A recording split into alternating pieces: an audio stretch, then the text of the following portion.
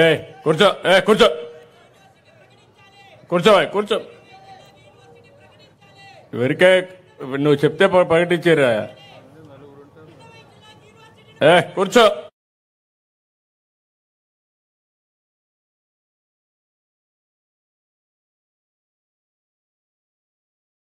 Thinking ఉండే కుర్రాళ్ళు ఉన్నారు, కొంతమంది చెడగొడతా ఉంటారు. ఇదే పని వీళ్లకు, మనం ఏం చేయలేము. వాళ్ళ విధానాలు కూడా ఇట్లే ఉంటాయి. ఇప్పుడు మనం అందరూ కూర్చుంటే ఒక ఇద్దరు ముగ్గురు వచ్చి ఈ పని చేస్తారు. వాళ్ళు ఇంకా ఒక రాబోయే రోజులు కూడా ఇట్లా పనులు చేస్తూనే ఉంటారు.